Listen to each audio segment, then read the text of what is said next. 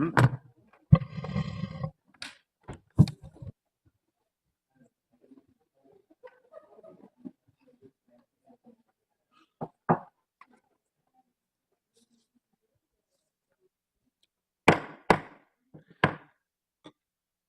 afternoon. My name is Andrea Jenkins, and I am the Vice President of the Minneapolis City Council, and I am going to call this adjourned meeting of the Council to order and ask the clerk to call the roll.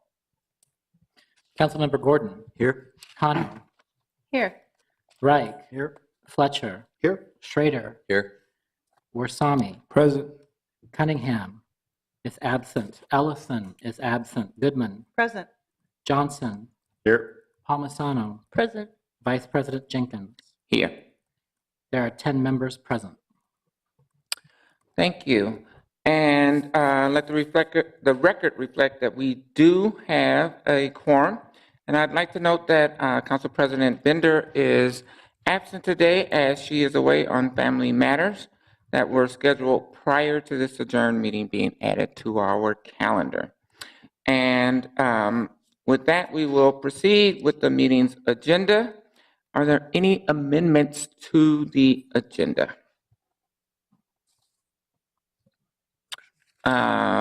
We do have one amendment to this agenda, a motion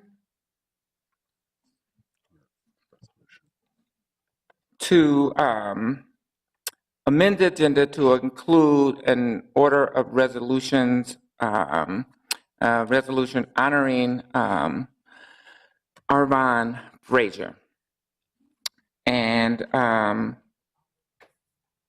if there aren't any other amendments, I would move to adopt the agenda. All those in favor say aye.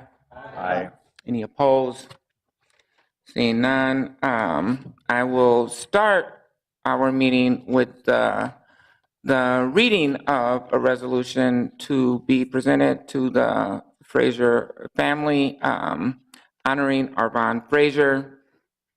Whereas Arvon Frazier, a First Lady of the City of Minneapolis at the age of 92, did pass from this life while surrounded by her family at the family's Riverside retreat along the St. Croix River, concluding her many years of extraordinary leadership, public service, and community activism.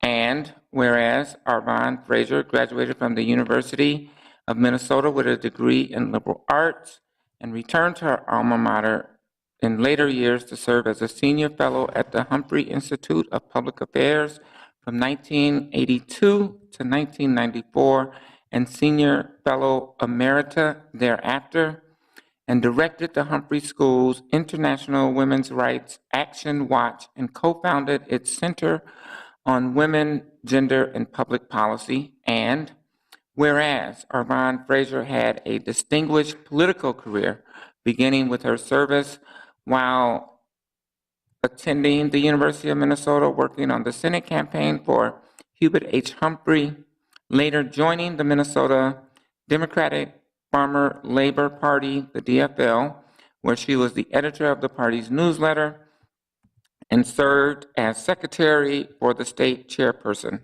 She became vice chair of the party in 1956, a position that she held until 1962. She also served on the Minneapolis Board of Public Welfare and was national president of the Women's Equity Action League from 1972 to 1974.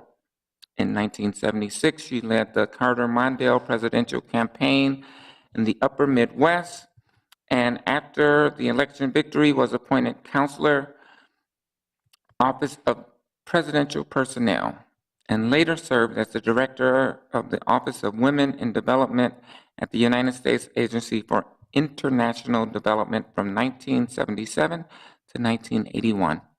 She went on to serve as the United States representative to the United Nations Commission on the Status of Women and was a member of the United States delegation of the first two United Nations World Conferences of Women. And in 1986, alongside George Latimer, Arvon Frazier ran for lieutenant governor of the state of Minnesota. From 1993 to 1994, she was the United States ambassador to the United National Commission on the Status of Women. And whereas in 1979, Arvon Fraser received an honorary Doctor of Laws degree from Macalester College, and in 2007, she received the Outstanding Achievement Award from the University of Minnesota, and in 1992, she received a Resourceful Woman Award for Women's Human Rights from the Tides Foundation, and whereas in 1950, Arvon Fraser received the Louis B. Sohn Human Rights Award, the Superior Honor Award, and the Elizabeth Boyer Award, and was recognized with the Minneapolis International Citizens Award. And whereas in 1995, Arvon Fraser became the first non-lawyer to be presented with the Prominent Women in International Law Award, Women's Interest Group, American Society of International Law, recognizing her trailblazing leadership through both internationally on women's rights issues. And whereas alongside of her distinguished career, Arvon Fraser was a wife, chief confidant, counselor, and cheerleader for her husband, Don Fraser, former Minnesota State Senator, 1954 to 1962, United States Representative, 1963 to 79, and the longest serving mayor of the city of Minneapolis from 1980 to 1993, having managed all of his campaigns and serving as both inspiration and guide for his work as an elected policymaker at national, state, and local levels of government from 1954 to 1979. And whereas Arvon Fraser and her husband Don had 6 children, Thomas, Mary, John, Lois, Anne, and Jean, and 7 grandchildren, now, therefore, be it resolved by the City Council of the City of Minneapolis that the mayor and the City Council do hereby present this honorary resolution to celebrate the life and lasting legacy of Arvon Fraser and to honor her many contributions to the City of Minneapolis, the State of Minnesota, and the United States of America during a lifetime of service. That the mayor and the City Council extend their heartfelt condolences to the family and friends of Arvon Fraser, together with their best wishes, and hope that they take comfort from her life of purpose, service, and joy. Thank you, and I do want to acknowledge that we have been joined by Councilmember Wright, as well as Councilmember Ellison and Mayor Fry. So please reflect that in our minutes. And our next item of business, I'm sorry, the chair recognizes Mayor Fry. Thank you. Thank you, Madam Vice President. I just wanted to speak briefly about Arvon Fraser, if that's all right, before we move to the next item. First, I think it's very fitting that you, Council Vice President, read the resolution, as you undoubtedly are someone who has been a groundbreaker in every sense, as was Arvon Fraser. She was a good friend of mine. She was a neighbor. She lived just a block or 2 away, and she was fierce. I mean, a bulldog in every sense of the word. To describe her as the wife of Don Fraser does not do her justice. If you know Don, he's more of an introvert. He's quieter. He'll hang out in the corner, and oftentimes you don't even know that he was there. Arvon, you know when she's entered the room. She speaks her mind very freely. She articulates her point with poise. And I remember every time we had a controversial neighborhood association meeting, it was always Arvon that I would call on. She was an urbanist. She was very pro-growth and density and affordable housing in the middle and upper income area in which she lives.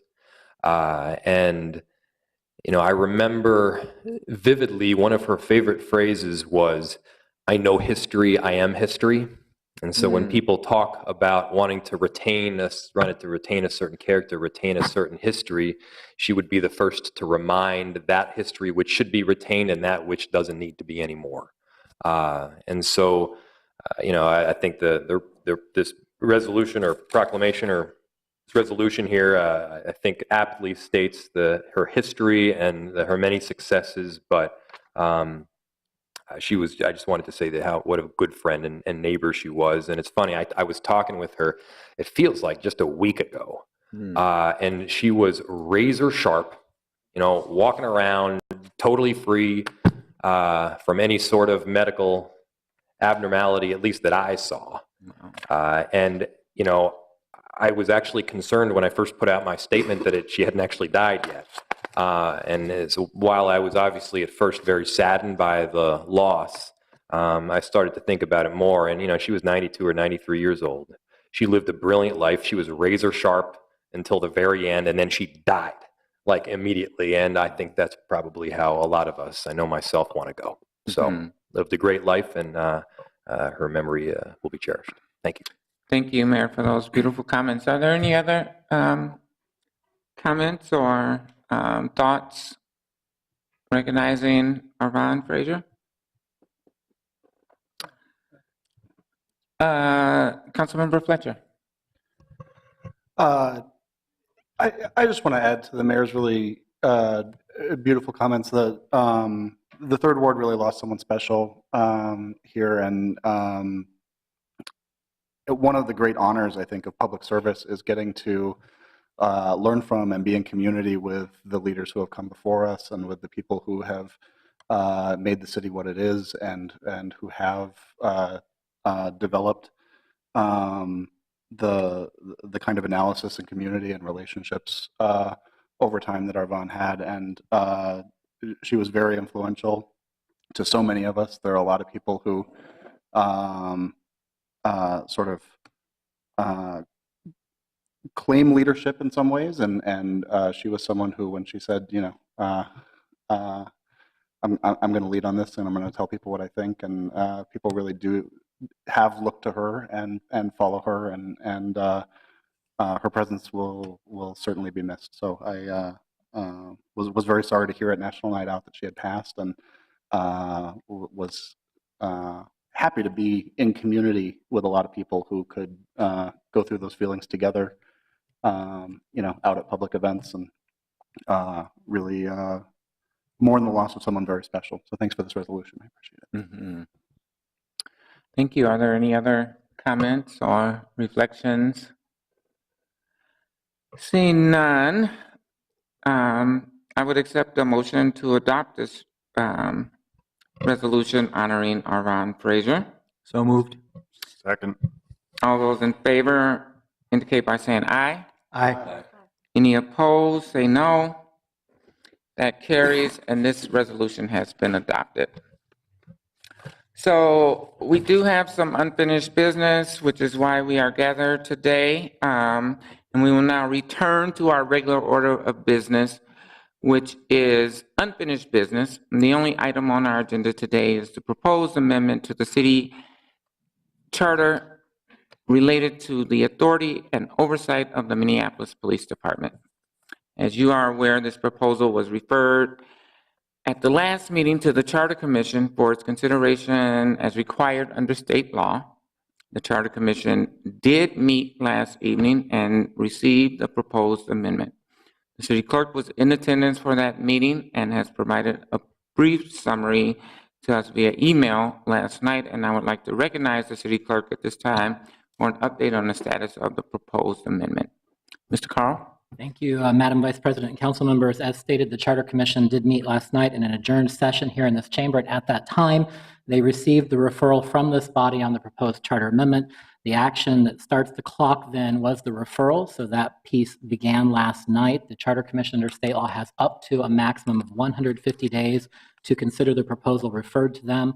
The Charter Commission did adopt a motion which creates a task force composed of charter commissioners to examine that proposal, to research how comparable jurisdictions have organized and oversee police departments, among other points. At a high level, the Charter Commission requested legal support from the city attorney, including access to the analysis that was previously requested by this body on several points related to that proposed amendment, and they included a date for final report back from its task force of January 2, 2019. That's the final day of that 150-day timeline granted to the Charter Commission under state law. I did provide a copy of the motion that was approved last night from the Charter Commission at your desks. As part of that motion, the Charter Commission also called for at least 3 public hearings on this proposal, the first of which they intend to conduct as part of their regular meeting next month in September, on September 5, starting at 4 p.m. in this chamber. The other hearings will be scheduled in North and South Minneapolis on dates and times and at locations convenient to the public. As I mentioned, I did distribute copies of the motion that passed the Charter Commission last night. As a result, there is no action required from this body at this point because the matter is out of your jurisdiction. It's been referred to the Charter Commission where it remains for that up to 150-day period. I'm happy to respond to other questions if the council have any. Thank you, Mr. Carl, for that update and presentation. Are there any questions or comments from this body?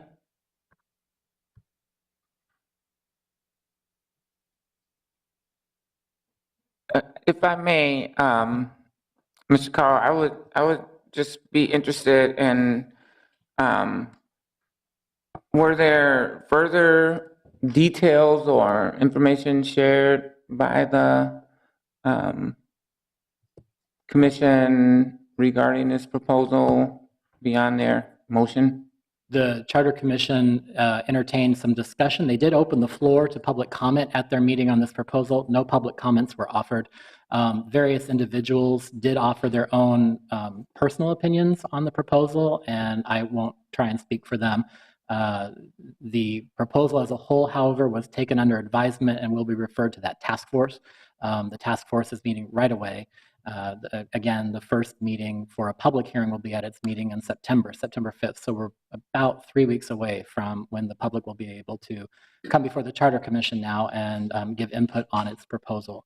So that's what the Charter Commission did. I would reiterate that the Charter Commission did seek approval from this body to have access. They were aware, I had shared with them that at your previous meeting on August 3rd, you had directed the city attorney to conduct a legal analysis of the existing charter that deals with oversight of the police department.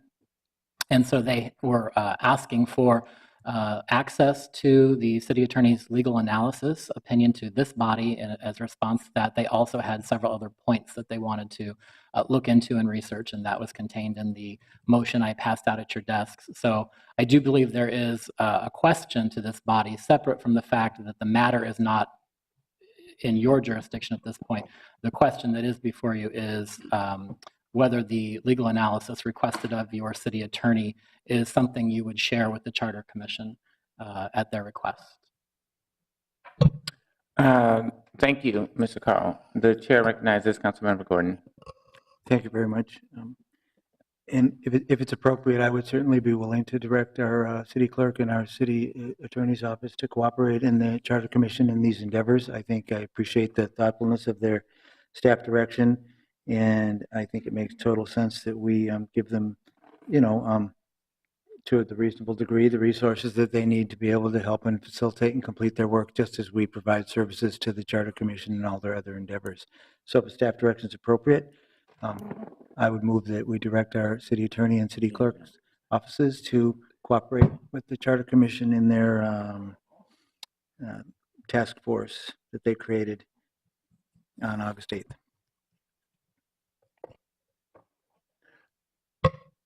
I'm sorry, Councilmember Gordon, I couldn't quite understand the last couple of sentences that you shared. Well, I don't know if I can remember it exactly. I do know that there is a staff direction before us as well to amend a previous staff direction. So maybe we could work through that as well. I was just trying to respond to the clerk's suggestion that we take some action and direct I think the clerk's office and the city attorney's office to work with the Charter Commission to support their efforts in the. Yeah. So thank you very much. And the chair will recognize Councilmember Cano, as I believe She is bringing forward a motion that encompasses that desire.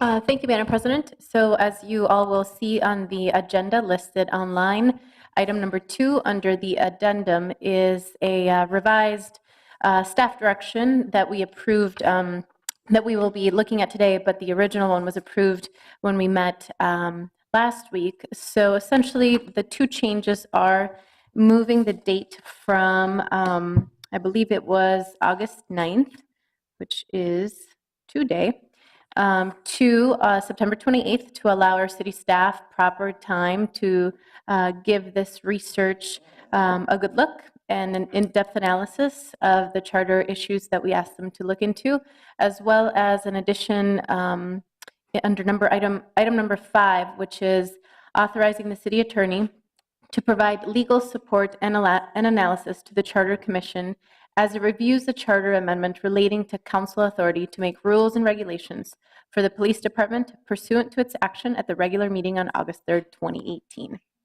So I would like to move that amendment to the staff direction we approved before. Second. Thank you, Councilmember Cano. The chair recognizes Councilmember Schrader. Thank you, Madam Chair. I am in favor of supporting this. I know I originally had the amendment to change it to today's date, and that was to make sure that this body had all the information it could. One of the things we were debating at our meeting on the 3rd was whether or not, the charter was clear, whether or not there was a gray area, and whether or not this amendment was needed. And I felt that it was, that we definitely need that. I feel like asking for more time is appropriate, that this is more complex, that there really is a gray area. And I'm happy to support that and give that extra time as long as this comes forward to the public by the 28th and supports what the Charter Commission is doing. Thank you, Councilmember Schrader. Are there any other comments? Questions? Seeing none, we do have a motion that has been properly seconded. All those in favor of the amended staff directive indicate by saying aye. Aye. Any opposed? The ayes have it, and the amendment staff directive is adopted. And that completes all of our business on the printed agenda. And before I adjourn, I would just ask, are there any announcements from council members? Seeing none, that concludes our business today, and we will adjourn this meeting to August 15th, 2018 at 11 a.m. in the council chambers for the purposes of receiving Mayor Jacob Fry's 2019 budget address. Meeting adjourned. Thank you. Yeah, we're going to run some close.